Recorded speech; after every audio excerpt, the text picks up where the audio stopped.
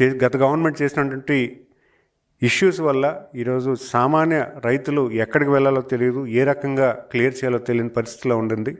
ఈరోజు గౌరవ ముఖ్యమంత్రి గారు కలెక్టర్స్ కాన్ఫరెన్స్ పెట్టి ప్రత్యేకించి మండల ఎంఆర్ఓస్కి ప్రత్యేకించి గైడెన్స్ ఇచ్చి ఎటువంటి ప్రాబ్లం ఉంది, ఈ ప్రాబ్లంకి ఏ సొల్యూషన్ వస్తే బాగుంటుందని ఒక గైడ్లైన్స్ ఇచ్చి ప్రతి సమస్యని క్లియర్ చేయడానికి పనిచేయడం జరుగుతూ ఉంది. మరి అంతేకాకుండా ఈ ప్రతిపక్ష పార్టీ నాయకుడు చెప్పినటువంటి విధానాన్ని మనందరం కూడా ఖండించాలి. రీసర్వే వల్ల విజయనగరం జిల్లాలోనే సుమారు 1,00,000 పైన జాయింట్ ఎల్పిఎమ్స్ క్రియేట్ అయ్యాయి.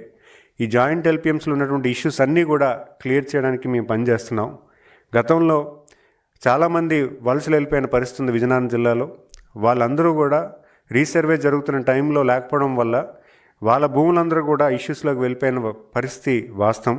అవన్నీ కూడా మళ్ళీ రైతులు కూర్చోబెట్టి గ్రీవెన్స్ ఓపెన్ చేసి ఆ గ్రీవెన్స్ దగ్గరుండి మండల అధికారులు, రెవెన్యూ సర్వే అధికారి, అలాగే గ్రామ రెవెన్యూ అధికారి అందరూ కూడా కలిసికట్టుగా పనిచేసి సాల్వ్ చేసే దశగా వెళ్తున్నాము. గౌరవ ముఖ్యమంత్రి గారు చాలా క్లియర్గా చెప్పారు, రెవెన్యూ ఇష్యూస్ని చాలా పారదర్శకంగా సామాన్యుడికి కష్టం లేకుండా న్యాయం జరిగించేలాగా పనిచేయమని చెప్పారు. మరి ఇంతటి ఈ వ్యవస్థని కంప్లీట్గా తప్పుదావ పట్టి సరైనటువంటి గైడెన్స్ అధికారులకు ఇవ్వకుండా ప్రజల్లో ఇబ్బంది పెట్టినటువంటి ప్రతిపక్ష పార్టీ నాయకుడు మరి ఏ రకంగా ఆయన చేసిన పని గొప్పదని చెప్పుకోవడం చాలా హాస్యాస్పదం. మన రాష్ట్రం ప్రజలందరూ కూడా చాలా బాధపడుతున్నారు. మరి అలాగే ఫ్రీ హోల్డ్ ల్యాండ్ కూడా గత గవర్నమెంట్లో సుమారు 13,59,000 ఎకరాలని ఫ్రీ హోల్డ్ చేశారు. అందులో 5,74,000 ఎకరాలు డీవేట్ చేసినటువంటివి. ఎందుకంటే 5,74,000కి ఫ్రీ హోల్డ్ అనే దానికి అసలు ఎలిజిబిలిటీ లేని ల్యాండ్ కూడా 5,74,000ని ఫ్రీ హోల్డ్లకు పెట్టడం కూడా జరిగింది. అందులో కొంత ల్యాండ్ కూడా డీవియేషన్ చేశారు. డీవియేషన్ అయినటువంటి ల్యాండ్ కూడా కొంత రిజిస్ట్రేషన్ చేశారు. సుమారు 8,000 ఎకరాలు డీవేట్ చేసినటువంటి ల్యాండ్ని కూడా రిజిస్ట్రేషన్లోకి తీసుకెళ్లారు. మరి ఇవన్నీ కూడా గత ప్రభుత్వం చేసినటువంటి తప్పుదాలనే సంగతి మీరు అందరూ కూడా గమనించాలి.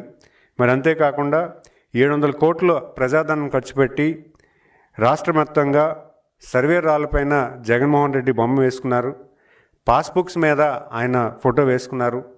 మరి ఏ రకంగా అది చేశారనే సంగతి ప్రజలందరూ కూడా అబ్జర్వ్ చేస్తున్నారు.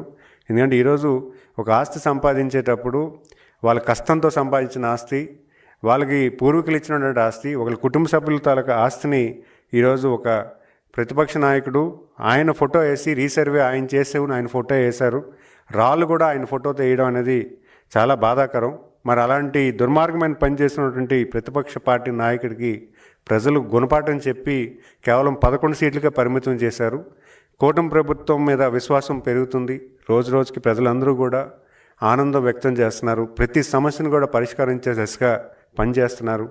మరి ఇవన్నీ చేసి ఈరోజు క్రెడిట్ అడగడం అనేది ఎంతవరకు న్యాయమని మీ ద్వారా ప్రజల్లో నేను అడుగుతున్నాను. మరి ప్రతిపక్ష పార్టీ నాయకుడు కొంచెం గ్రామ స్థాయిలో ఏం జరిగింది అనేది వాస్తవాలు తెలుసుకొని మాట్లాడాల్సిన అవసరం ఉందని నేను ఖచ్చితంగా తెలియజేసుకుంటాను. ధన్యవాదాలు.